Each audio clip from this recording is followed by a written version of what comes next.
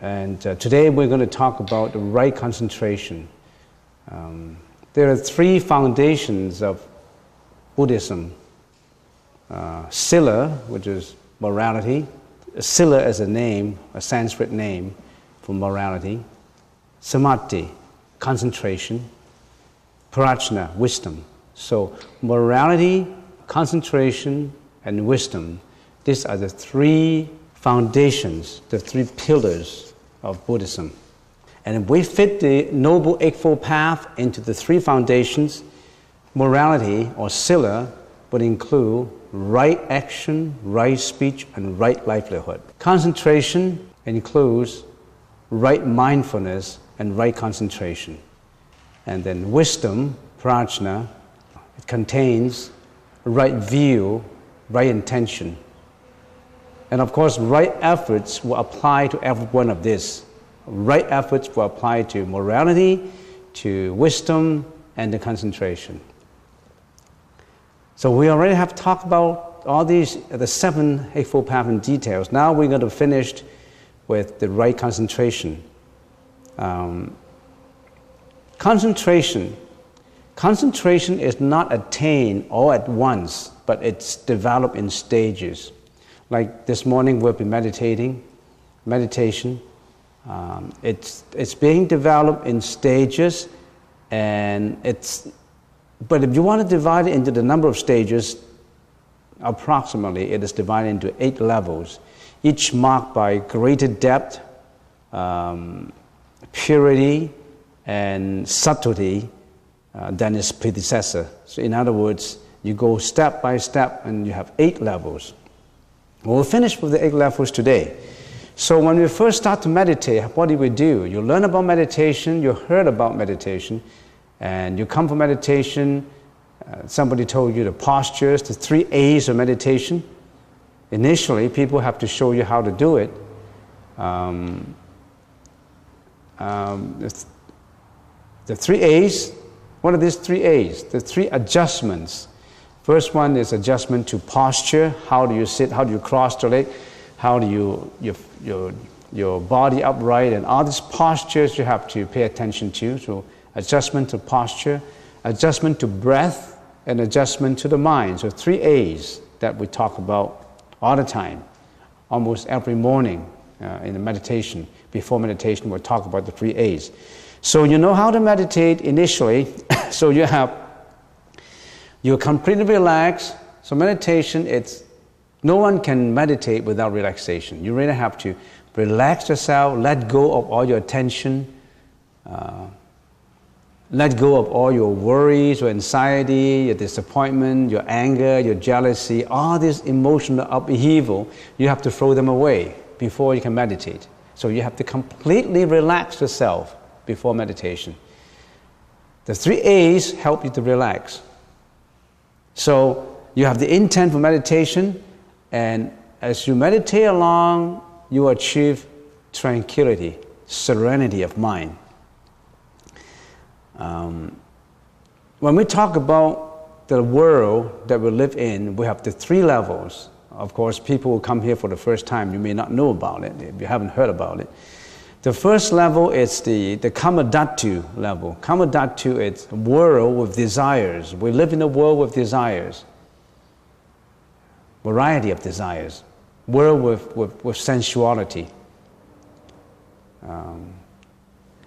This is the first level, Kamadhatu. And then the second level is the Rupadhatu, which is a higher level than us. And some people call this level heavens. Rupadhatu, world with no desires, no more desires. We are the lower part, where we are sentient beings, we're living beings in the world with desires, all variety of desires. I am sure you know what those desires are. And we classify them, we analyze them already, so we don't want to go back to classification and analysis of desire. We work in the world with desires, and then there's the next higher level, Rupadhatu, world without desire. But that world still exists in form. It's made up of matter. We know all that. The smallest particle, we call an atom. An atom is divided into protons and electrons. It's a world of matter and form. The second level is world with matter and form, no more desire, we call it Rupa Dhatu. And then another level higher up is world without form. Just energy left. No form, no more form. There's a much higher level. So we have the Dhamma Dhatu, Rupa Dhatu, and Arupa Dhatu. We are at the lowest, at the bottom, with desires. So in the lower level of meditation, what levels we have? The highest level we achieve in the world with desire, Dhamma Dhatu, is samadhi laboring on the first jhana of Rupa Dhatu. Samadhi. Samadhi, you know samadhi, we call it meditation. Meditation neighboring on the first jhana. The first jhana belongs to Rupa Dhatu. So the highest level we can go is samadhi neighboring on the first jhana of Rupa Dhatu. And how do we achieve to that high level? Anapanasati and Satipatthana. We've been talking about that. People here know about it. We practice Anapanasati and Satipatthana. That's enough to take you already to the highest level of this world with desires. That's the samadhi, that we call that meditative state. We call it samadhi neighboring on first jhana of Rupa Dhatu. Neighboring on, it means you're almost close. You're close to the world without desire. And just to say a little bit more, what are these desires? This world with desires, we have desires for sex, for food, for sleep, for wealth, for reputation. And we have mental defilements like greediness, anger, ignorance, pride, doubt, self-view, extreme view, and egoistic feelings, jealousy, hatred, violence, you name them.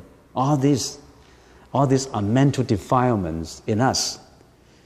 And this world with desire is the habitat for the 6 paths of reincarnation. Devas, humans, animals, ghosts, hells, and asuras. We've already gone through that.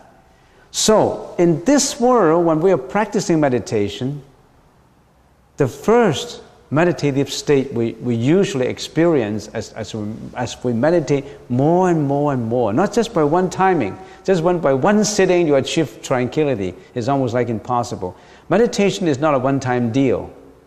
It's not that you read about a book, you heard a tape, you saw a DVD, and that's how you meditate, and that's it. No, it's a lifetime practice. So, as you meditate more and more and more, you gain more experience, and gradually you achieve that state of tranquility. Now, that is a mental state of quietude which comes and goes. Sometimes it comes and sometimes it goes. Sometimes you can't achieve tranquility at all. And entering, you start to enter into a quietude, and that is a sign of one's progress. You're progressing into jhana, or in the Sanskrit language is dhyana, but in Pali it's jhana. Jhana means absorption. You're going a higher level. You're not at Rupa Dhatu jhana yet. You haven't got to the first jhana. There's 8 jhanas. J-H-A-N-A, jhana. The absorption. Jhana is at a state of intensive serenity. You haven't got to the first jhana yet. The first jhana is not with this world. It's with the Rupa Dhatu world. So, if you are in tranquility, the danger lies in mistaking it for samadhi. You haven't got samadhi yet. Samadhi, it's a much higher level than tranquility. So, what do you practice to achieve samadhi? The practice of one-pointedness of mental attention using the anapanasati approach, slowly leading you to vipassana. You got to know what is samatha and vipassana. We've been talking a long time. If you don't know about it, you have to read up on it and check with the internet and get some meaning about it. Samatha and vipassana, these are the two most important techniques in meditation. As you use samatha and leading yourself into vipassana, then you gain the kamadhatu samadhi. Kamadhatu means world with desire. Samadhi. What is samadhi? A mental state of meditation, where the 5 hindrances are suppressed. A meditator has hindrances. Usually, we classify those hindrances into 5 hindrances, and maybe you should know about the 5 hindrances. The 5 hindrances: sensuality, anger, sloth and torpor, agitation and worry and doubt. Now, you overcome sensuality by contemplating on immaturity, impermanence, suffering and emptiness or non-self of both sense and sense objects. So that's how you overcome sensuality. You cannot achieve samadhi without overcoming your 5 hindrances. You always have that sensuality in mind. The need for fame, reputation, egoistic feeling, jealousy, hatred, anger, all these emotions, passions, this is sensuality. You need to overcome them in order to achieve samadhi. The next you have to overcome is anger. How do you overcome it? You contemplate on the anger itself and the objection of resentment, liberating the mind through compassion. You have to subdue your anger. You have to overcome it by compassion. And some people call it loving kindness. And sloth and torpor, sloth is laziness and sluggishness. Torpor is dullness of the mind. You have to dispel the thought that drowsiness is descending on you when you're meditating. You have to reflect and recite sutra and mantra and circumambulations, sitting meditation, walking meditation. You have to overcome your sloth and torpor, your laziness and sluggishness. In other words, you have to have the right effort.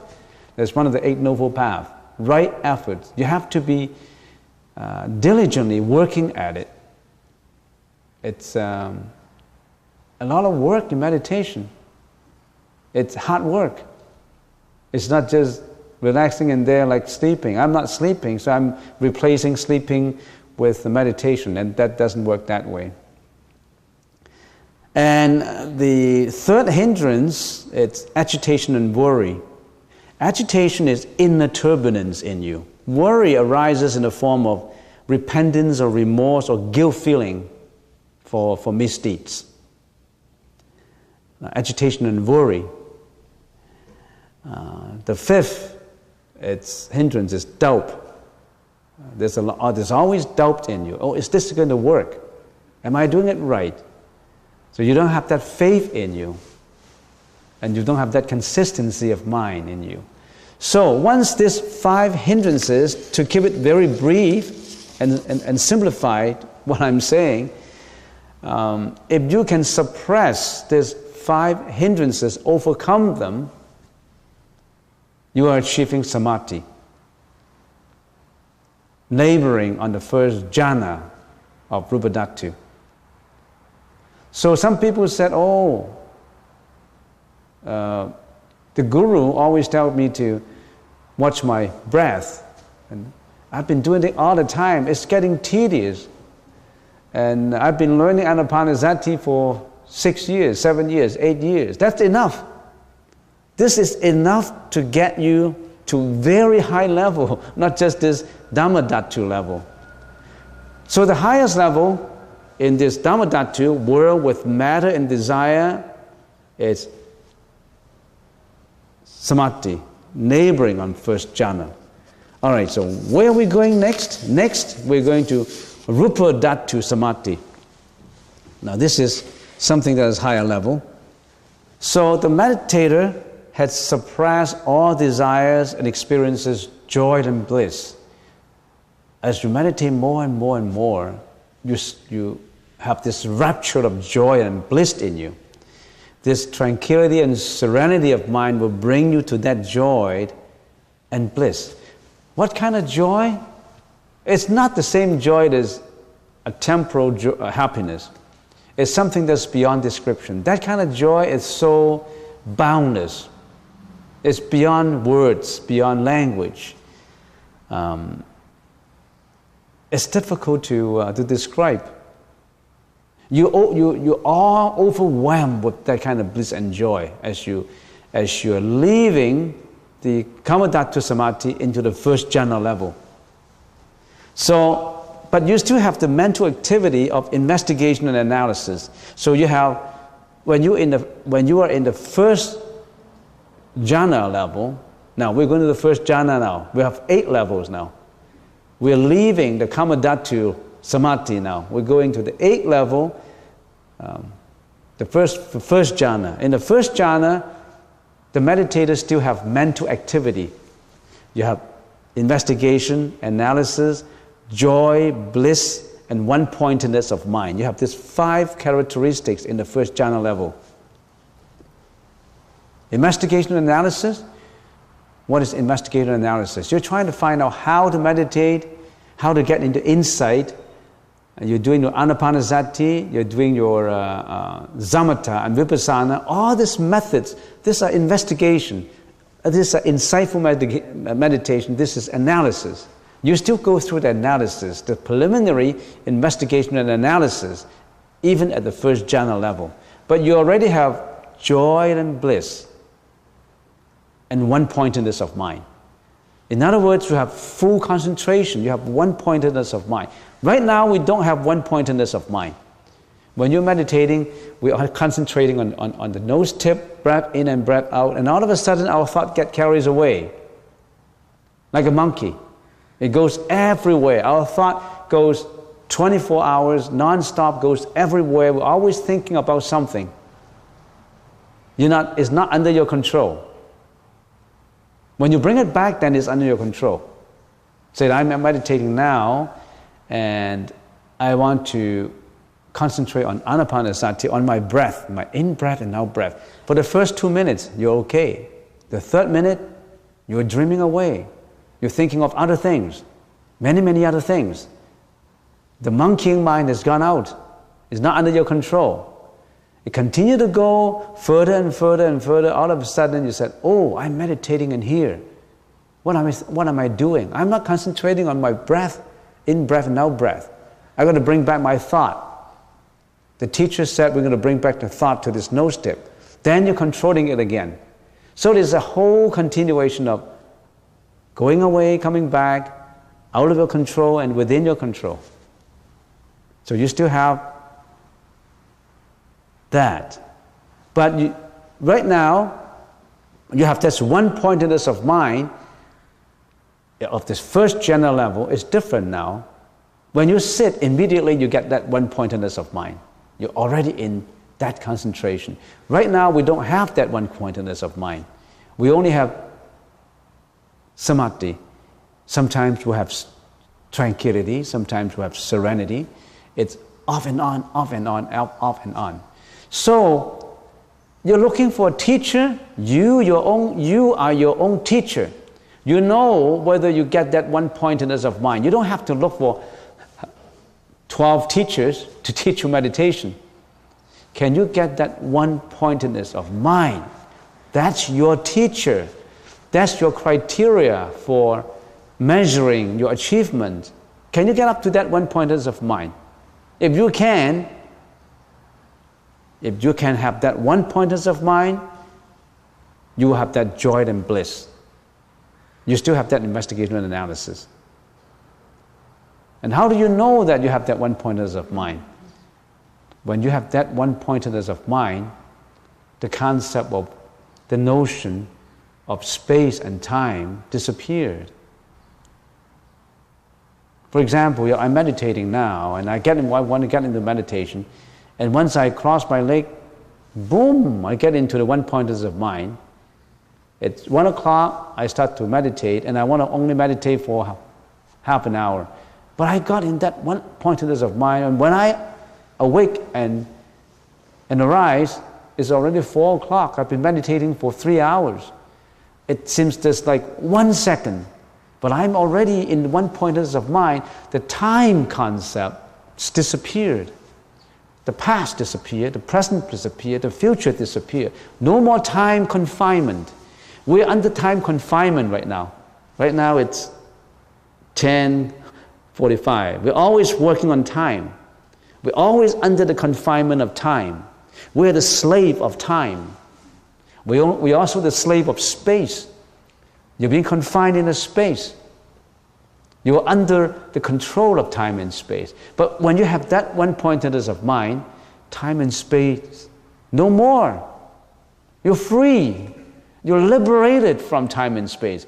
Imagine, how do you feel when you are liberated from time and space? Have you been liberated from time and space before?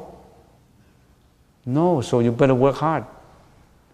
If you get that one-pointedness of mind, no more time confinement, no more space.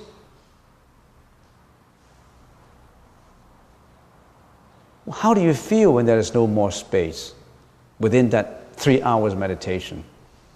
And you're meditating in here, in a room, your own room, your sleeping room, your bedroom. You're meditating. You got into that one-pointedness of mind, and you feel that your mind is boundless like the universe. Your body is one with the universe. Your body is as boundless as space. It breaks space, no more space. How do you feel? That's how you feel. And some people said, is that Buddhism? No more time and space. I'm not interested in it. I'm only interested in how do I go to heaven? How do I enjoy happiness? I want this, I want that. You've been confined by time and space, and within time and space, you've been looking for wealth, reputation, temporary happiness, impermanent happiness, relationships, you name it. You've been looking for contemporary needs. You're not looking at the spirituality of life. That's the problem. You're only looking at the materiality of life, and you're satisfied with that. And we don't know how to tell you. Looking at the material side of life, you can never get happiness. Material won't give you happiness. Now, if you know that material won't give you happiness, why are you still seeking for it? Why are you still greedy for it? Don't you have to find out more about it? Go beyond materiality?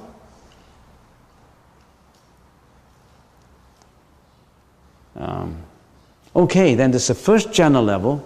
And then as you practice more and more and more anapanasati, nothing else, anapanasati, then the meditator feels that his mental activity of investigation and analysis is an attachment, and he wants to let go of them. You go a higher level and I don't have to search for technique. I don't have to investigate all this. I don't have to find out what is Buddhism, what is Anapanasati, what is Satipatthana, and how about reading all these canons of Buddhism. You let go of your books, your tapes, your DVD. You let go of all that. Those are hindrances to you. You don't need them anymore. You let go of investigation and analysis. And you continue your practice, and gradually you become successful in detaching language, detaching notion, detaching logic, and attaining equanimity of mind. Equanimity is different from tranquility. Tranquility is just quietude. Equanimity is something that is serenity, with joy and bliss, and with one-pointedness of mind. So when you are in the second jhana level, no more investigation, no more analysis, only joy, bliss, and one-pointedness of mind exist. And we call that equanimity. That's a higher level. No attachment to books, tapes, language, words, postures. You don't have to cross your leg. When you're walking, you already have that one-pointedness of mind. You always have that one-pointedness of mind, not just in sitting, not just in walking. And then you go a higher level now to the third jhana level. The meditator feels that joy is an attachment, and he wants to let go of joy. Joy is it's a greediness. Isn't it a greediness? You're looking for joy. You're looking for happiness. If you're looking for joy, there's a problem in there.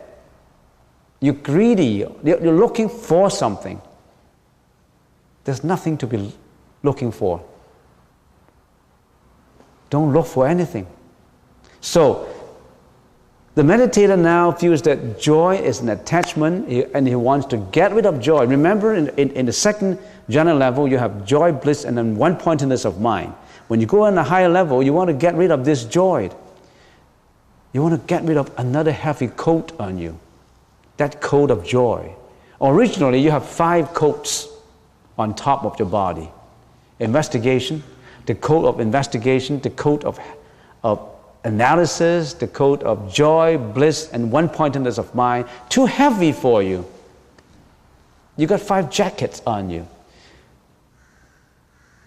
In the first jhana level, you got 5 jackets. In the second jhana level, you want to get rid of the first jacket, throw away your investigation jacket, throw away your analysis jacket. You still have 3 jackets.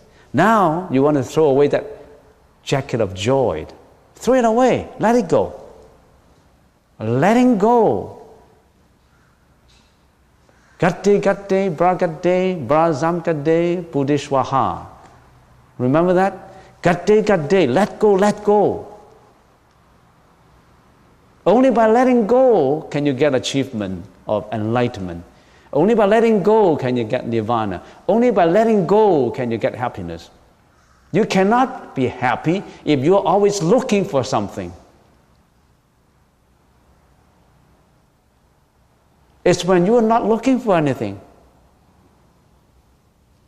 happiness comes in. Do you know what I mean?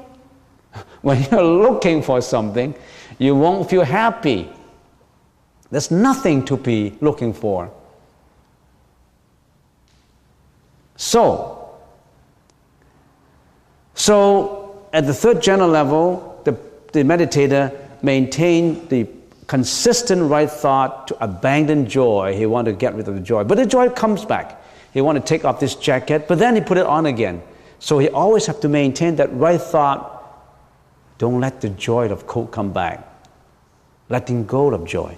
And sometimes he loses the right thought, but he always brings it back again. Practicing like this, his bliss enhances and becomes extremely profound. The equanimity of the one-pointedness of mind continue. So right now at the third jhana level, no more joy, only bliss and one-pointedness of mind. And then the meditator goes to fourth level, fourth jhana. The meditator now feels that the profound bliss is an attachment. Even that bliss, that coat of bliss is an attachment. You want to get it off and throw it away. We don't want that. Letting go of that coat of bliss. So is the anapanasati, which should be abandoned. So at the fourth jhana level, this anapanasati, you throw it away. No more. No more watching the in and out breath. Let's let go. You are still attaching to your in and out breath. At the fourth jhana level, throw away your coat of anapanasati. Remember, when you put on your coat of anapanasati, you know that one day you're going to let go of it. It's just a method to help you to achieve that equanimity of mind. So even that posture, that anapanasati, should be let go. Then he continues to practice, and finally he detached both. He detached both bliss, even profound bliss, and he detached that anapanasati. The only remnant is that equanimity of mind. It is now ready for arupa dhatu jhana.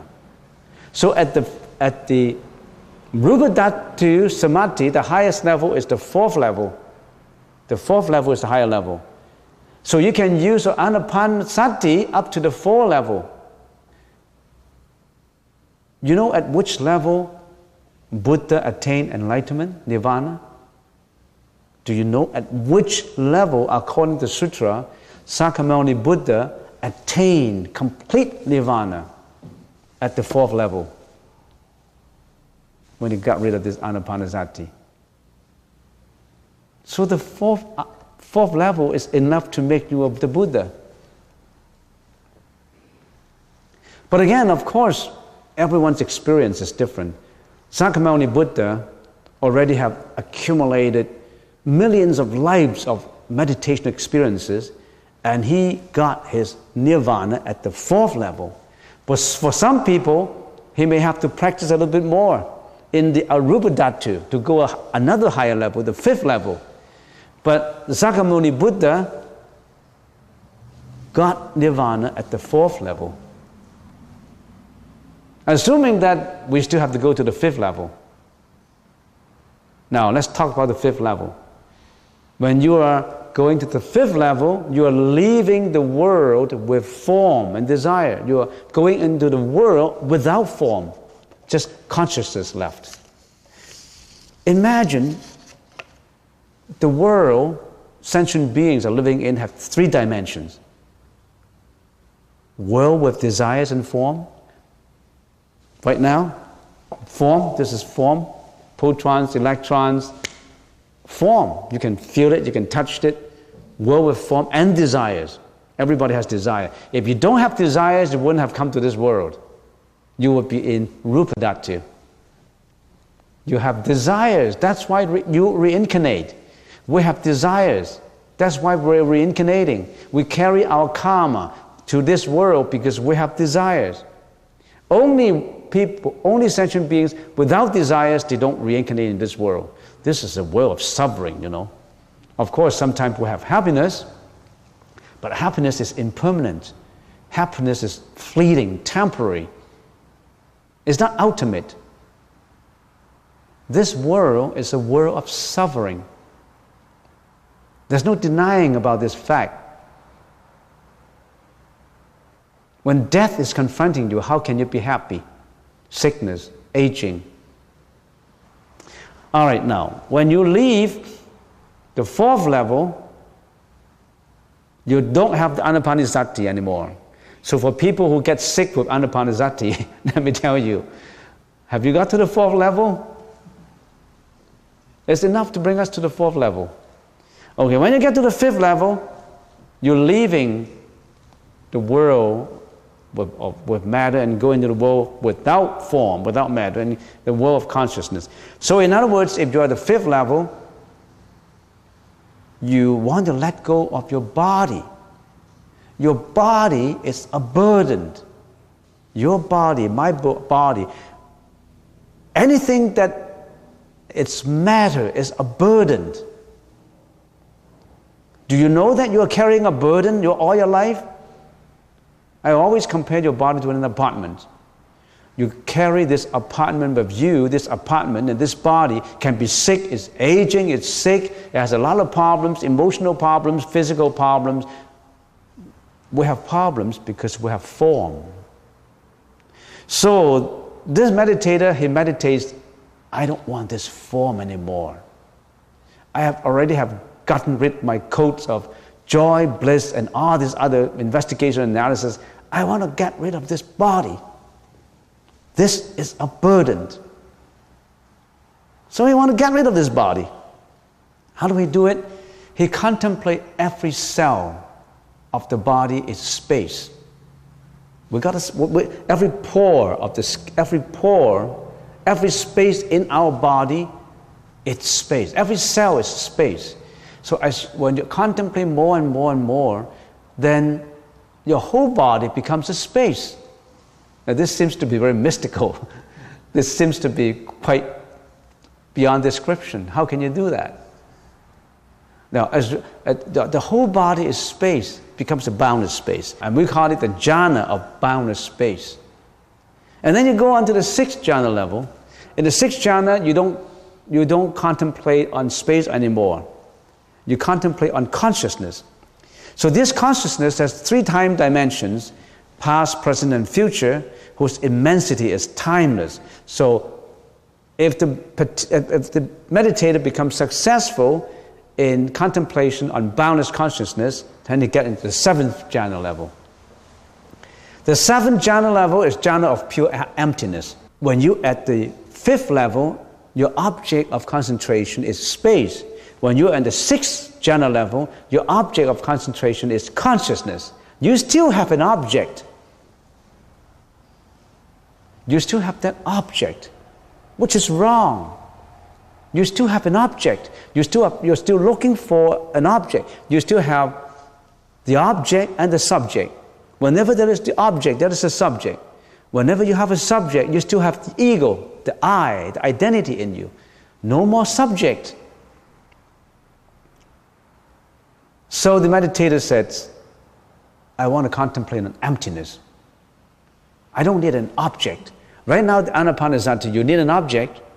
You need an object of concentration, but you want to get rid of the object. You only contemplate on emptiness.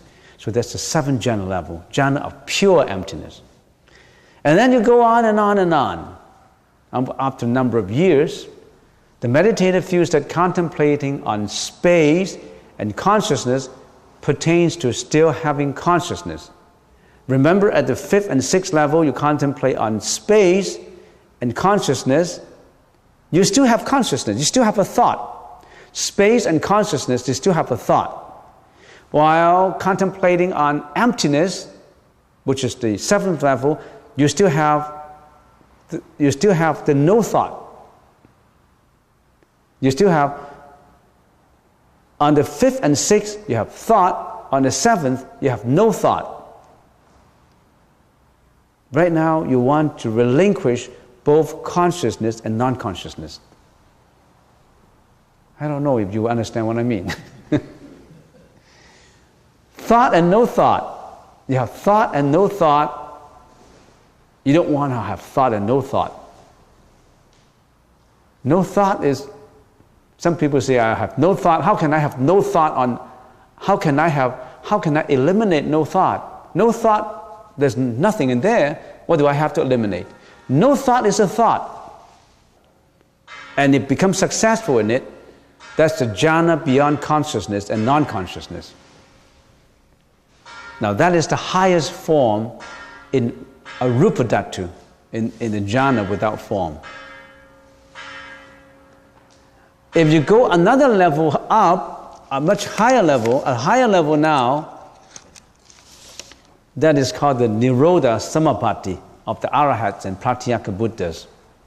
The meditator is still in the plane of existence if you are in the 8th level. But if you continue to meditate and meditate, you're out from samsara. You're out from the 3 dimensions of what we call the 3 worlds. The Arahat achieved that. We call it the Nirodha or Nirvana, Nirodha Samapatti. You're out from reincarnation. No more life and death. You're out from samsara. The Theravada, if the Theravada becomes 100% successful, he becomes the Arahat. If he becomes the Arahat, no more life and death. No more. You, me, we are in life and death. And we don't know this, we don't realize the suffering of life and death. We just don't know. We thought every day we go for a job, and every day we eat a breakfast, every day we live, and what are you talking about, arahats? I just live my day and that's it. When I die, I die. Well, that's you, that's me. That's the unintelligent, that's sentient being. The arahat is already out from all this. The wisdom level is different. People of no wisdom, they're only satisfied at what they see. When you talk to a kindergarten, you talk about calculus, atom and space, the kindergarten would not know what you're talking about. The kindergarten, they don't understand. The PhD students talking to a kindergarten, the kindergarten is satisfied with 1 + 1 = 2. And the kindergarten is only satisfied with candies and cookies. What else can you say? And the Buddha has got out from life and death. We are kindergartens, we're still in it. And the Buddha said, you can be out from life and death. Listen to what I have to say. Follow this method. You can be out from life and death, out from suffering. You've been reincarnating.